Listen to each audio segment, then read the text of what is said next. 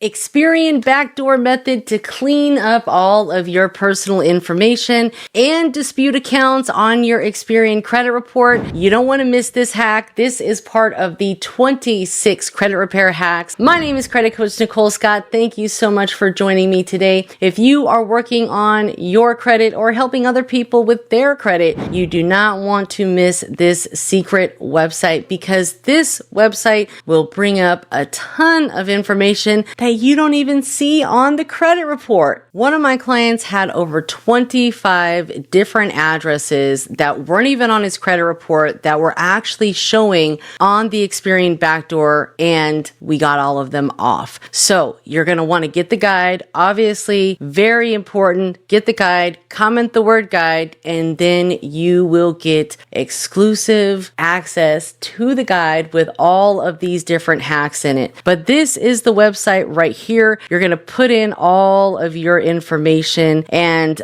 if it doesn't have an asterisk next to it, it means that it's not required, okay? But this is where you're going to access the backdoor method for Experian. You'll enter all of your information and then start disputing away. Dispute all unknown addresses, all addresses that are not correct. Because at the end of the day, when it comes to optimizing your credit profile, you only want one name, one address, all right? And this is a great way to clean it all up. But unfortunately, it's only for Experian. You can still clean up the others online and, try to dispute everything online, or you can do it in a letter, or you can do it over the phone. But this is really easy to do with Experian because you don't have to supply any proof documents. You can literally go down the line and dispute all of these outdated addresses, errors, and then you can proceed to dispute all of the accounts. Now, what I would do in your case or anyone else's case out there is I would first attack all of the personal information first before I even touched anything else, okay? I'm talking about going through disputing all of the incorrect name spellings, because again, you only want one name. And then moving forward, make sure you have your funding ID card, all of the information that you use on credit applications, because you want it to be the same for each and every application. Whether you're using a middle initial or not, I would just recommend using first name and last name and the same address variation. All right. You can dispute any misspelled names, unknown names, inaccurate names, or names that simply do not belong to you. Same thing with the addresses. You want to go through and dispute any and all unknown or old addresses that are no longer valid. Now, some of these addresses might be connected to an old account, so they might not let you dispute it or remove it online. But that's okay. Dispute what you can, get those off. You might have to do that one as a manual process over the phone. Just document it, because sometimes not all of this data is listed on your actual credit report, which is odd, right? Now, once all of the personal information is cleared up, then you can go right back through, same process, get logged in and start going through all of the accounts or data on your credit report that you want to dispute. And there you go. That's it. Easy peasy. Now, if you are new here, make sure that you have subscribed to the channel. Most importantly, get the guide. The guide is in the description below. You can also comment the word guide and I'll be happy to send it on over to you. Most importantly,